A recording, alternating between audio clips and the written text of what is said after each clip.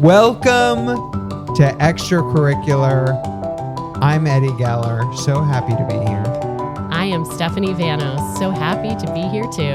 Did I copy you too much? No, you were perfect. I'm not going to correct you anymore. That's the old me, and the new me is going to just respect women the way I should have been since the first episode. And it's time for me to get on board and be a real feminist. I'm really glad to hear that, Eddie. And this is not a correction. This is a genuine question, but do you hold any sort of titles or honorifics or anything like that? Honorifics. I am a school board member for Orange County Public Schools, District 6. However, I am here unofficially today and always. Today and always. I want to remind people, I always forget to do this, but people should, if you're listening to this for the first time and you're not subscribed, please do subscribe. Please rate us. We're looking to be the #1 podcast on iTunes in the next month. So this is June. Do we think we can hit that by July? Do we think that's possible? Wait, are we quitting if we don't? No, but there will be consequences to be laid out at some future point. For me, not for you. Not to be clear. This is on me. Scary. Okay. First of all, happy Father's Day. We're recording a day later than we typically do. We're recording on Sunday, June 16th. And just wanted to say happy Father's Day to all the fathers out there, and especially my dad, Richard Geller, devoted listener to the podcast, along with his partner, Nancy. Love you, Dad. Happy Father's Day. You're the best. And I would like to wish a happy Father's Day to my dad too. I don't know that he listens to the podcast, but he does follow me on Facebook. So he's got that done so far. Can he at least, he doesn't have to listen, can he at least subscribe? Well, when I go home for 4th of July, Dad, can I borrow your phone? I need to do something very important right now. So I have a feeling after July 4th, there will be an additional subscription. Don't you worry. Okay. I feel like as someone who's knocked a lot of doors, like you understand that personal touch and what that means to just one by one get on people's phones and hit the subscribe button. I think is really important. Well, you know the problem, he's not going to remember how to get on the phone. He's not going to remember the code. So we're going to have to, if there's a password involved, it's not happening, but we'll see. We'll hope for the best. I hope our subscriptions are not password protected, that people need to use their Face ID to listen to an episode of Extracurricular. I hope not. Okay, I do want to transition. It's always such a lovely vibe to start the podcast with you. I'm always, laughing with you and having a good time. But this has been a tough weekend, and I want to acknowledge the tragedy and the political assassination that took place over the weekend in Minnesota. Our hearts go out to Representative Hortman and their family, Senator Hoffman, his wife, wishing them a speedy recovery. Just awful. Awful. Where are we right now? What is happening? I think we continue to trend towards this. Governor Shapiro of Pennsylvania's house was, burnt down or partially burnt down relatively recently. The attempted kidnapping, this is a little bit while back, of Governor Whitmer, and it gets spun on social media that it's the liberals who are doing the violence, which this bizarre ecosystem on the right that they can never be wrong and that they can never own up to what their rhetoric equates to. I mean, I think this is a lot of them, not all of them, but a lot of that rhetoric just is seething for violence. And I think this is where it ends up. And I also want to say, we talked about this just a couple of weeks ago with the assassination of the United Healthcare CEO. And I think talking about how disturbing and unnerving it was to see that be cheered on, and a lot of that happening on the left. And I think this is where bloodlust ends up, and it's really frightening. No, I agree. It's frightening. And, I have to say, though, I think about that in such contrast to what we felt yesterday at the No Kings protest. Yeah, no, it was a very invigorating event. We were in downtown Orlando at City Hall. Just a gigantic crowd. Now, as I mentioned a lot, like I'm new to Orlando, but have you seen a crowd that big for a protest? No. And I mean, obviously I've lived in downtown Orlando for a while now, coming up on 20 years. No, more than 20 years. Oh my gosh, I've been here for more than 20 years. How am I this old? No, but this was the biggest crowd I've seen. And, I would say I participate in some protests and rallies. It is not my go-to move. I am an advocate. I'm a researcher. Let me work behind the scenes. Let me look at policy. Let me, testify and advocate and all of that. But I have been to a few, and this was by far the largest one that I've ever been to. And it was just so filled with just clearly people who care about democracy and people who are just, looking for something to fight for, but in a we love democracy, we love our country kind of way.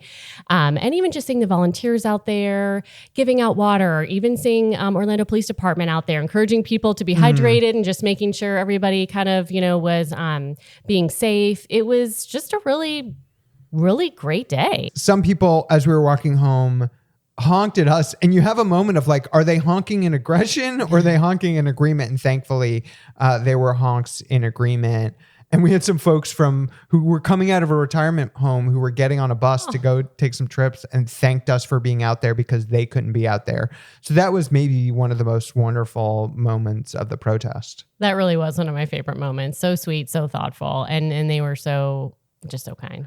And supposedly I've seen estimates of anywhere between 4 and 6 million people. Obviously, this is not an exact science, but I think we can all see the pictures on social media and know that there was a huge turnout and millions of people hit the streets. And I think this is really big and really meaningful. And I think there's a lot of folks who say, well, what does a protest do? And I understand that, they are not voting, but I think we need to show that we have each other's backs. We need to show that there is community in being uncomfortable and upset and irate about what is going on.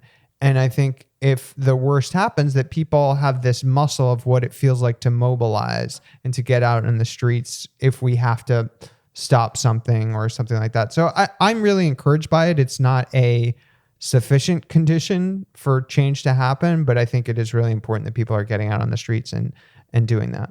Yeah, I think for a lot of these people, this was maybe their first step, their first move into political advocacy. And I'm hopeful that, that will just be the first step and that they'll continue on.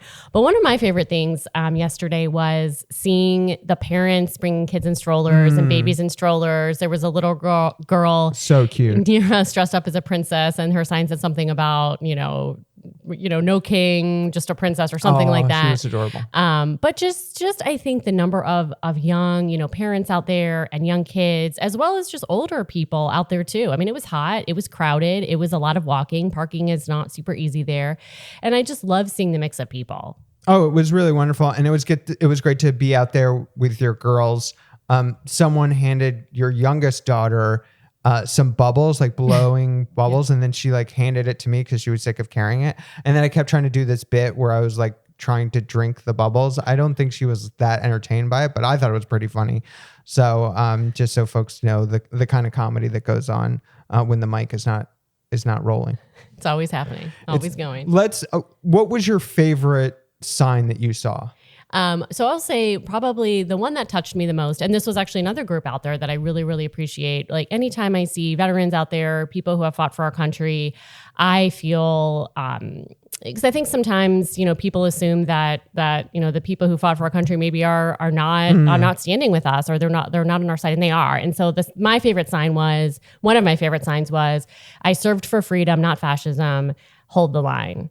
So that was probably a really meaningful one to me. And then I also really loved another one that I saw, which was eating the checks, eating the balances. It's very good. I appreciate it. My favorite, I mean, there were so many good ones. This one maybe not as hard hitting, but someone had a picture of Pedro Pascal with the words, "The only king I kneel to."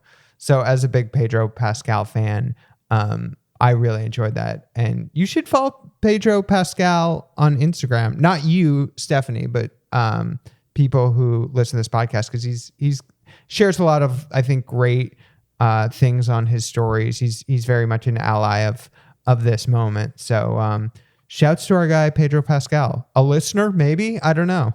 Who's to say? Maybe one day. Maybe one day. I mean, I'm watching his show, so the least you can do is listen to the podcast. Exactly. Okay. So we haven't even talked about what we're going to talk about today. So we kind of wanted to do a deeper dive on what we mentioned briefly last week, which was this State Board of Education, in which there were some really disgusting comments about media specialists and possibly bringing charges against media specialists and school board members. And we're going to play those comments for you momentarily. And then there was a meeting at OCPS that you are a board member, though you are here unofficially. And I want to talk about what that board meeting was like and kind of go through, because I think people should know that this is still going on. And I think your perspective on this is really interesting and important. And so we've shared a lot of clips this week. Mm-hmm. Oh yeah, you've had some great stuff and on social some videos. Media. Okay, and I appreciate the time that you put into so helping to create these videos, because you're so talented. However, I feel like my face is too big in the videos. I feel like, so I would like some input and feedback on this from listeners. When I see it, like the way you crop it, I feel like my face is just so humongous. I'm okay. First of all, who would want to see less of your face? I think that is the most important point. And the answer to that is no one wants to see less of your face. Untrue. And secondly, it's important that, because I don't want to bore folks with the technicalities, but the way Instagram works is, we want to optimize for getting that whole screen, that whole 9:16 horizontal screen, or excuse me, vertical. I'm supposedly I'm a professional. I'm messing up. That whole vertical screen filled up. And so if I just take the footage of you at the meeting, which is kind of like, you get the dais and some other board members, and it would be very small on the screen. So I have to zoom in. And so we get your wonderful punum right there, smack dab in the middle of the phone. And it's beautiful. And people should be so lucky. It's just very big. So I just needed to comment on that, just to let you know that was not my choice. So yeah, I think it's perfectly sized. And I have not seen one comment about the size of your face on the videos, though I will be monitoring those comments going forward. Okay, so let's talk about this State Board of Education. I'm going to play the clips that we shared on Instagram, but I know we did this last week, but in case there's any new listeners, can you again regale us with what is a State Board of Education versus a school board? Because I think there's plenty of people who might not know the difference. First of all, I feel like you're using very big vocabulary words today. Well, I think you put the mic in front of me, and I feel like maybe this need to like posture like I'm so smart. Yeah, I failed a couple of classes in high school, so maybe I'm still like have this chip on my shoulder about that. Do you study like 5 big words that you're going to use each week, and then you make sure to get each of them in? You're like, I bet Stephanie doesn't even know what this means. Well, only one of us has a JD, so you know a lot more things than I know. But neither of us has an MD. So to all the doctors out there, we salute you, but not in a negative way. And to those of you on the pit, Noah Wiley and team. Exactly. You're amazing. Okay, so State Board of Education. So I thought I would just read the mission of the State Board of Education, just because I think it is interesting and we should pay attention to what their mission is. Okay, so this is from their website. The State Board of Education, the mission, to increase the proficiency of all students with one seamless, efficient system by providing them with the opportunity to expand their knowledge and skills through learning opportunities and research valued by students, parents, and communities, and to maintain an accountability system that measures student progress toward the following goals. 1, highest student achievement. 2, seamless articulation and maximum access. 3, skilled workforce and economic development. 4, quality, efficient services. Okay, so that is the State Board of Education chaired by Manny Diaz. So that's that. And that is different from the school board, the Orange County School Board, and the many school boards across Florida. So just wanted to make that. People are like, yeah, I know the difference, Eddie. But there's one person out there who's like, okay, now I get the difference they're talking about. So the state board oversees what happens of what goes on at your school board. Are they in charge of you? So they take some of the laws and then they kind of expand them into different, basically, rules. That's typically how they operate. They take a law and they kind of expand to different rules that then we follow those rules that they've kind of gone through the process. There's a whole notice process. They have meetings. They create rules. Gotcha. And also there will be a new commissioner if the person's not already there. But Manny, interestingly, has been appointed to another cushy position. I'm sure he'll be just as great at that position as he Exactly. has been at the State Board of Education. Okay, so there was this meeting. We talked about it last week. We're going to play you some clips from that meeting in which they were talking about book challenges. They brought the superintendent from Hillsborough Schools, kind of just lit into him, for lack of a better phrase, about some books that they demanded be removed. It was really tough to watch. Let's play some of those clips, and then I want to kind of hear your reaction from those clips. Have you considered firing all your media specialists and starting from scratch with women and men who can read? Yeah, or have yeah. a single shred of decency in their? I mean, they are personally these people that you trust to review these materials are abusing the children of your county. They're child abusers. Can we just do away with the under review part of this, and just let's do away with the under review part?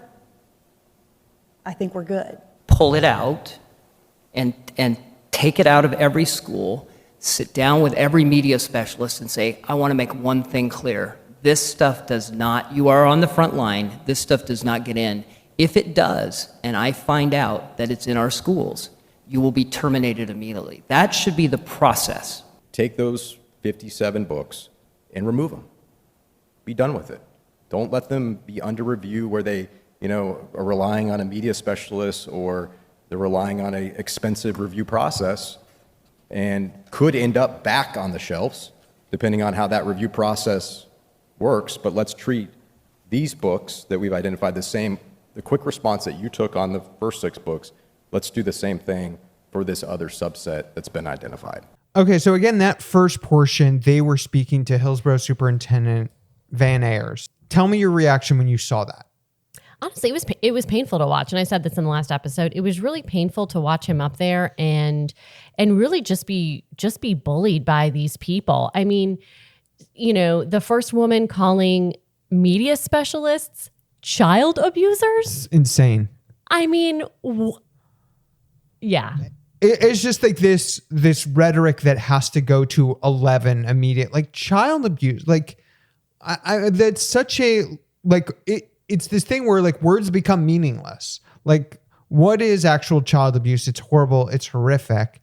And we're just going to label that as like, you didn't take the book off the shelf that we want. It's just, I think it's really sick. Right. And not to just mention, the condescending tone of, have you considered firing them all and hiring people who know how to read? I mean, really? They're talking about our media specialists who've served in our schools, who've been following their ridiculous rules and processes, that they have put in place over the last couple of years, have spent hours and hours and hours of time reviewing books and having to worry about parents confronting them, which is so rare. But, they're worried. They're worried for their jobs. And this is how they treat them. It's amazing and disturbing. Absolutely. Okay. And then, talking about doing away with the review process, what is the current review process? You don't have to go piece by piece, but generally, like, what is this review process and where did it come from?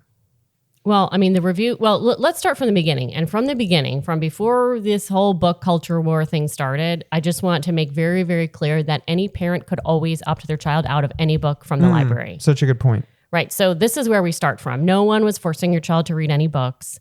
If, you did not believe your 17-year-old could read a book that had a page of sexual content in it, then you could opt them out of that book.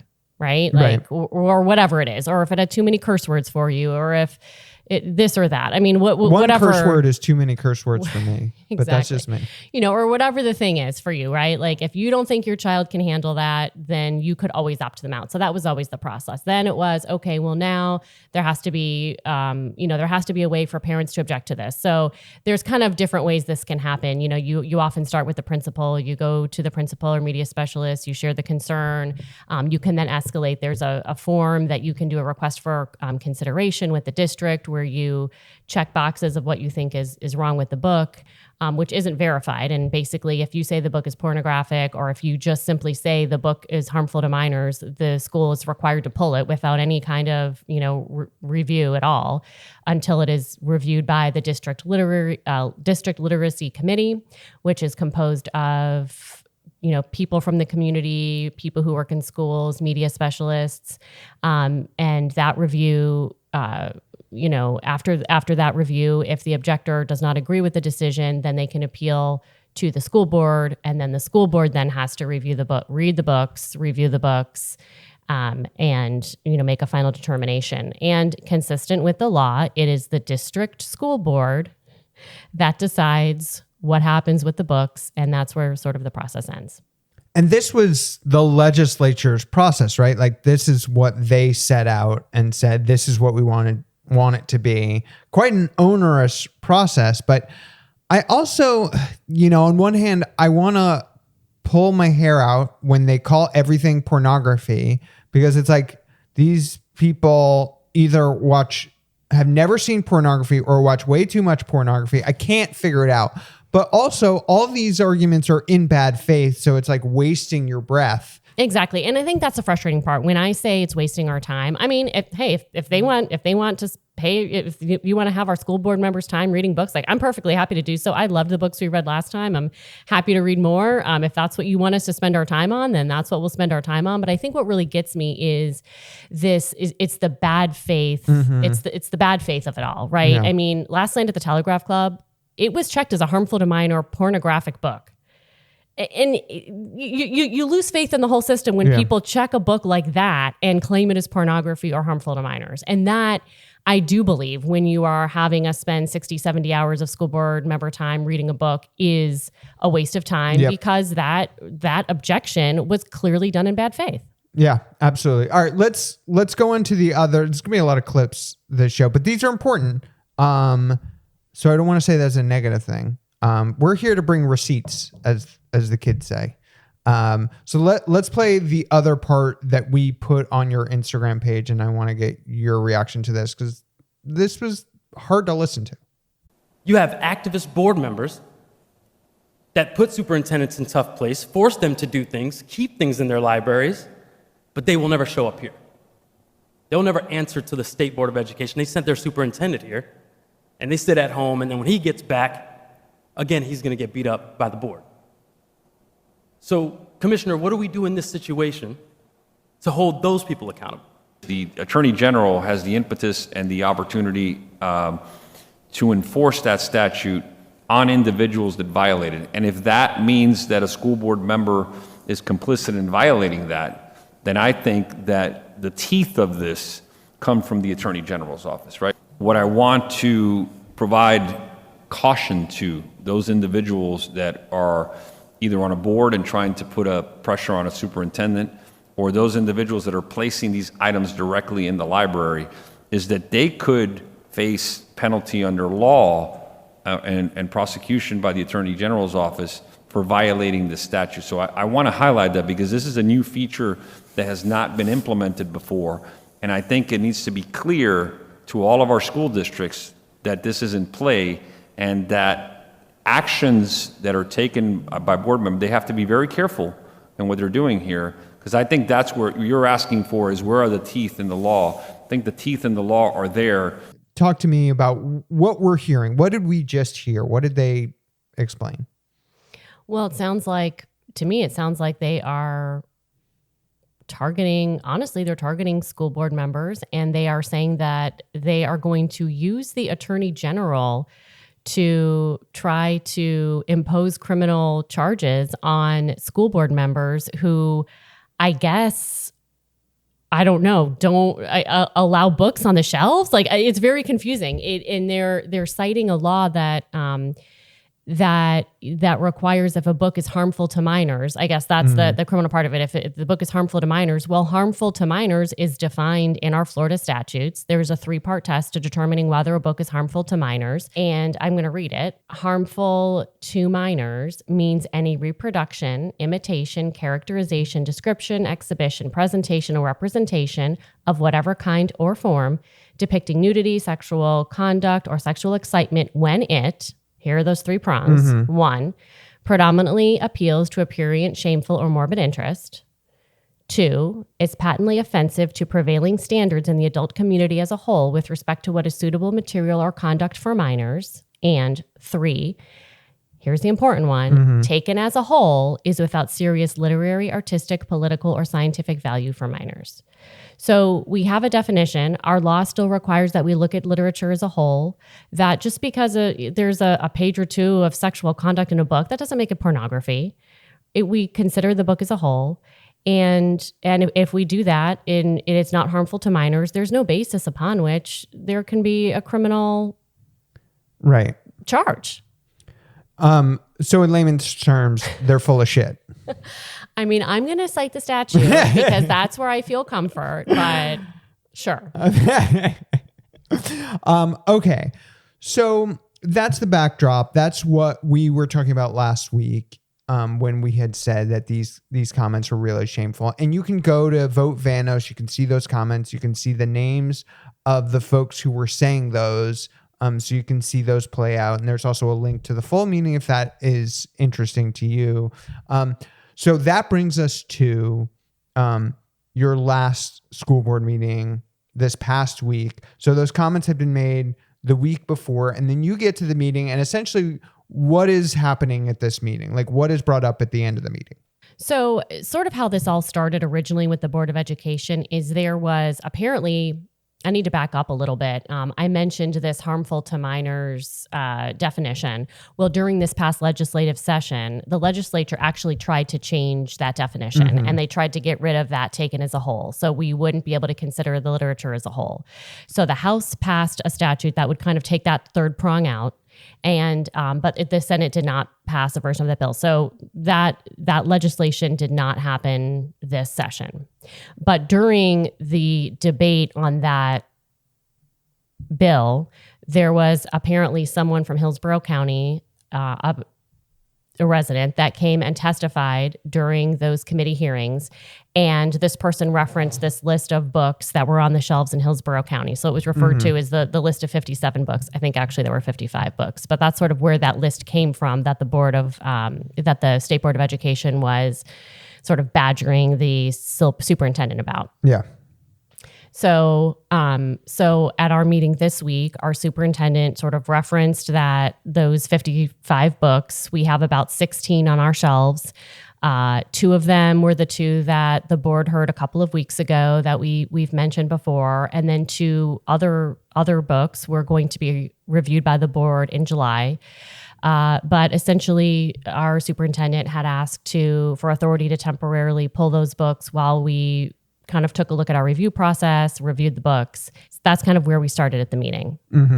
So that's where we're starting. The superintendent makes not a motion, but a suggestion that she pull the books off the shelves, and that begins a discussion.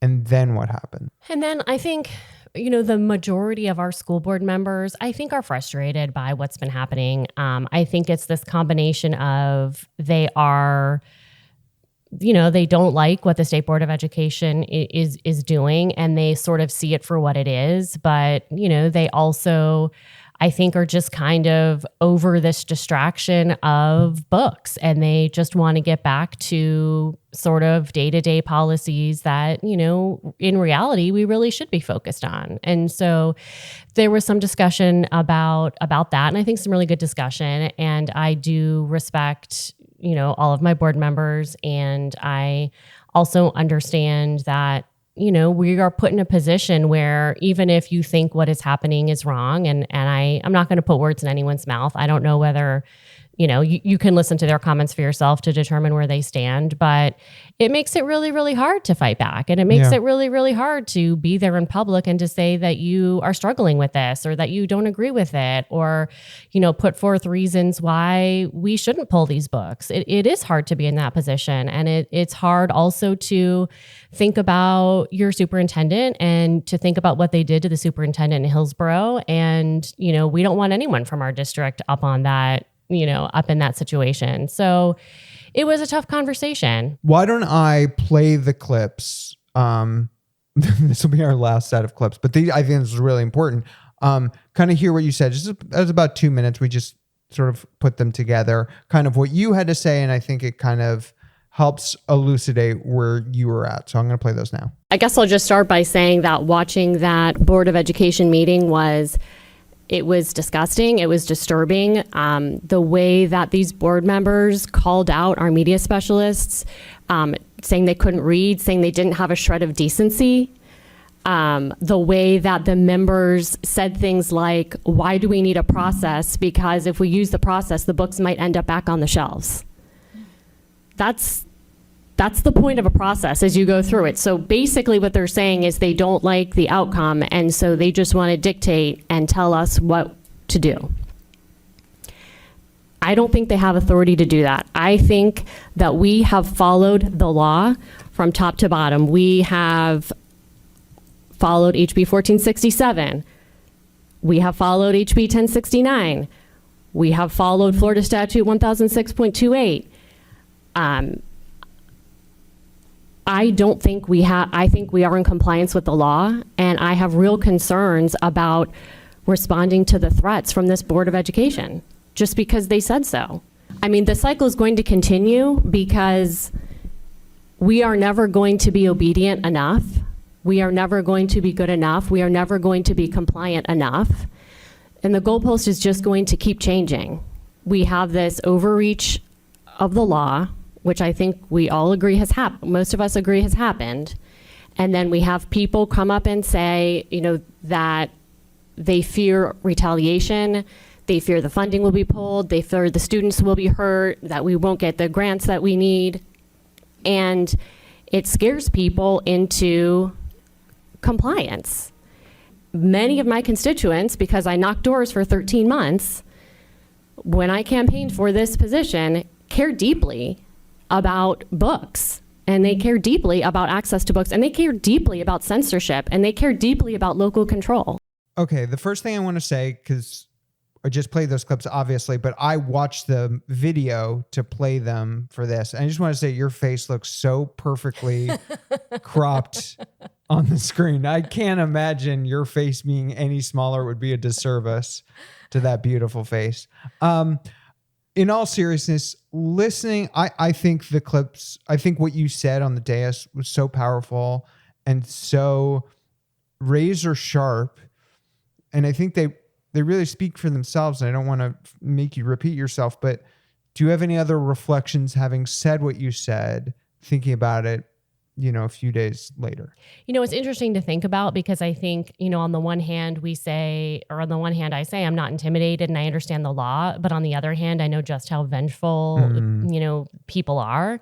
And so, there is that thought. I will say that this week just happened to be the biannual meeting of the Florida School Board Association, and which was held not in Orlando, but I will say when I got to the conference and I was walking through the hotel, there were several people who I just kind of passed by and they said, "Hey, good work on the video. Good job. Appreciate what you said. Thank you for saying what you said." And so we're all in a tough spot, and I know, not everyone is able to say what they feel. And I think that's exactly why I needed to say that, because what's happening is not right. Yeah. And we can sit here and just sort of throw up our hands and say, well, there's nothing we can do. We just have to go along. But this is an important issue. This is important. This is about censorship. I mean, this is about, like I said, it's about local control.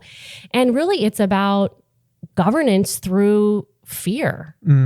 And maybe it's just one small thing. Maybe it's just 55 books today. And maybe it's, they have a page or two of sexy scenes and we don't like that. But what is it tomorrow? Is it 500 books tomorrow? Is it 600 books tomorrow? Is it books that have more than 2 curse words in them? Is it, books that describe a history that we don't agree with? Is it, books that have characters that we don't believe, that we don't agree with their choices? I mean, where does it stop? And that is what really, really scares me. That's so powerful. And I think, of course, this stretches beyond books to what's going to be in our curriculum and how students are able to participate and their ability to just be in public schools in a safe environment, an environment where everyone is allowed to achieve and to learn, or just a few select people are given those access, and we, shutter it for certain types of students or certain types of families that we don't think deserve an education as much as others. So I think you're so right on. This is so scary and so dangerous. And I think about being at a protest that is under the umbrella of No Kings. And I think the leaders in Florida and this state board want to rule like kings, that they say what is going to happen and there is not going to be a process, and what they say goes, and you will be scared and you will be intimidated and you cannot speak your mind. And I, of course, am so proud of you for the comments that you made.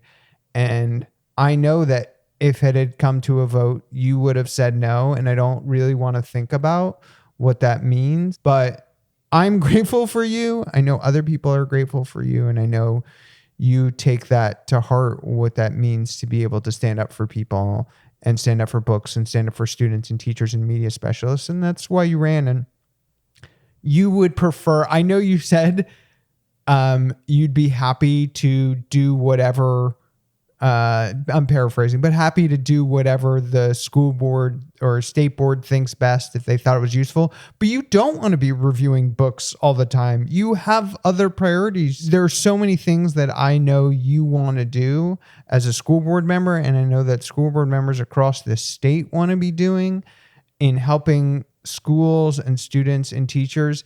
And it is not going over books and having debates about books that have, to your point, a page or two of sexy scenes that are, again, like mostly just a guise to call books that have underrepresented characters or underrepresented themes. So that was my long-winded way of saying thank you for saying what you said. And I'm just very proud of you.